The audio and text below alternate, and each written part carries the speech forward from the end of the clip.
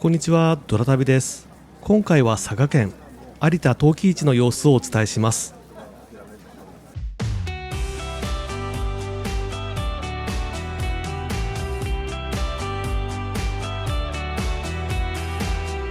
さあ今回は2025年のゴールデンウィークに開催された日本最大級の陶器イベント有田陶器市、その雰囲気をご紹介します。まずは古賀サービスエリアの一覧へ。ちょっと高いんですけど、たまに無償に食べたくなります。陶器市の前日に佐賀入りしました。会場から近く温泉も楽しめる武雄に泊まりました。武雄駅の目の前で料金もお手頃で、これは正解だったかもしれません。今年は温泉旅館もいろいろ行ってみたいですね。浴衣で温泉巡りして旅館の食事を楽しむ、いいですよね。温泉の動画も近々予定しています。このチャンネルは車で西日本を旅するチャンネルです。気になる方や応援してくださる方はいいねボタンとチャンネル登録、そして通知のベルマークも押していただけると嬉しいです。2025年の陶器市の来場者はなんと114万人。開催期間中一度も雨が降らないで例年以上に人が訪れたようです。会場に着く前からもう大渋滞と混雑。期間中で一番多かったのが初日の22万人。佐賀市の人口が22万9000人なので想像を超えるにぎわいです。これが人生初めての陶器市で、何も分からず無謀にもその初日に突撃しました。有田陶器市に行こうかな、しかも初日に行こうかなと思っていらっしゃる方へ少しでも参考になって、実際こんな多いから覚悟してねということが伝われば幸いです。駐車場はいろいろあるんですが、9時に有田セラに着く予定で出発しました。最初あれ意外と少ないかなと思っていたんですが、ほとんど満車でした。有田セラからメイン会場までシャトルバスが出ています。主にこの3つ。2は駅前で、3は駅の裏側で、どちらも行き先はほとんど同じ。ただ2のバスが大きいので、おすすめは障害学習センター行きです。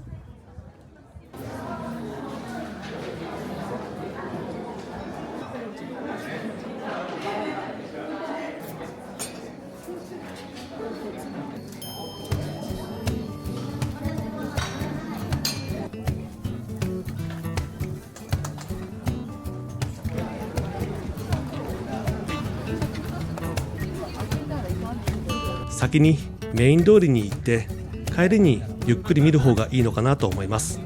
メイン通りは有田駅から上有田駅までの約4キロ、微妙な坂道なので楽をしたい方は上有田から有田へ向かう方がいいと思います。これも後から知りました。およそ400のお店が並んで歩行者専用になった道いっぱいに人が歩いています。いいものを手に入れたいならやはり初日が一番で、早朝が理想のようです。朝早く出発して上有田駅で降りてお目当てのお店に行くといいでしょうね。すぐ近くでハサミ陶器祭りがありまして、有田駅とハサミの会場をシャトルバスが往復しています。こちらは有料のようです。人混みが苦手でも欲しいものがあれば克服できます。有田駅前から約4キロを歩いていきましょう。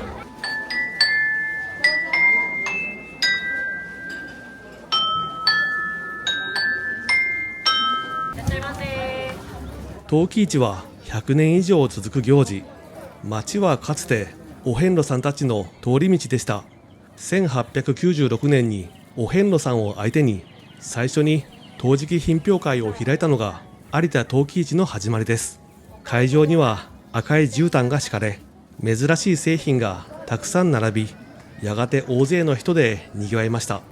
当時から陶器を安く売っていたようで、安く陶器を売るという流れは今と同じようです。いらっしゃいませ。ご試食なさってください。どうぞ。いかがでしょうか。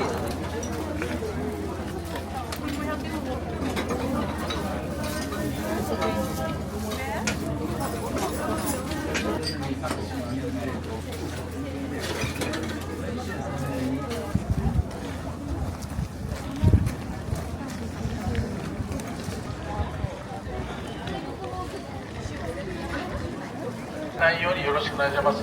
車の移動をよろしくお願いいたします。現在、伊豆山方面の駐車場満車になっています。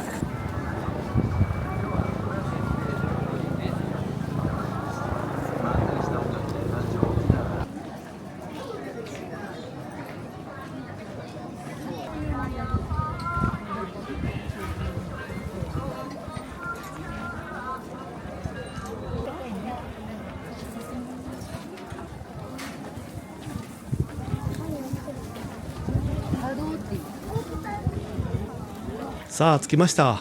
一番の目的は観覧車。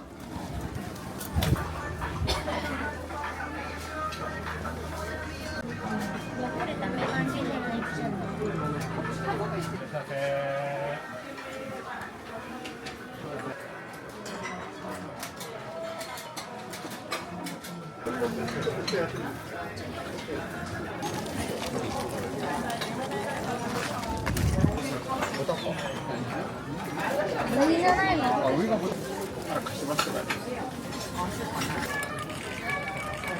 経山釜に深川製磁。アウトレットでも高いものはやっぱり高いですね。ゼロが1個多い感じがしました。陶器市の期間中に一番安く買いたいときは最終日が狙い目のようです。あと行くときは歩きやすい服装とリュックサックかスーツケースがいいと思いました。陶器は意外と重いからですね。隣の駅まで歩いてきました。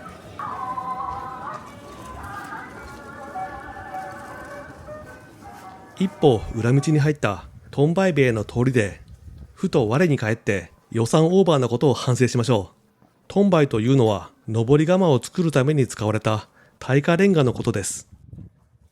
歩き疲れた体を癒してくれるカフェがありました。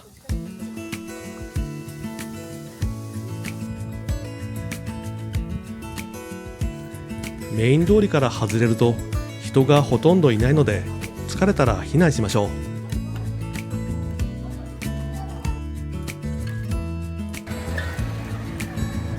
玉こんにゃくはご覧の行列。食べてみたかったですね。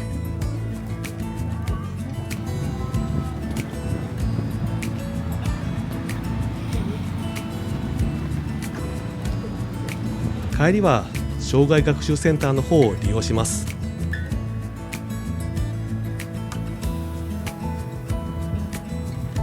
バスツアーみたいな大きさのバスがやってきます。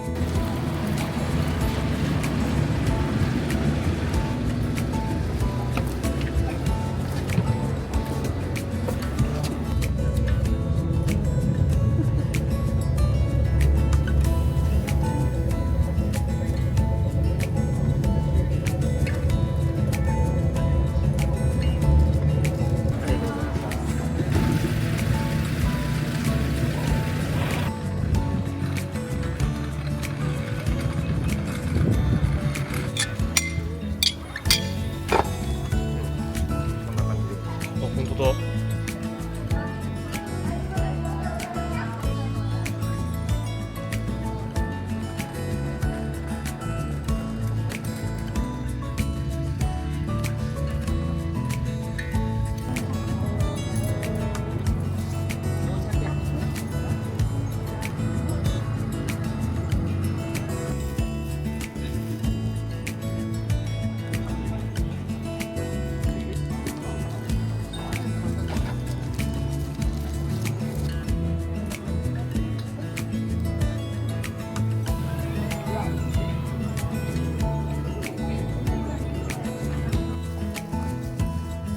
今回の収穫はこれです。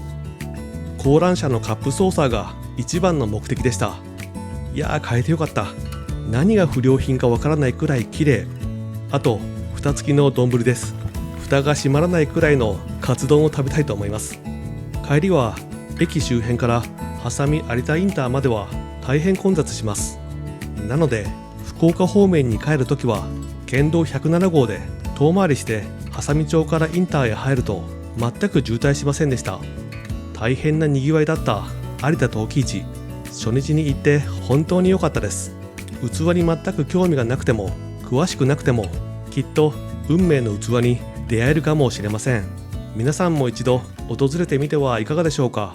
それでは次回の旅でお会いしましょう。またね。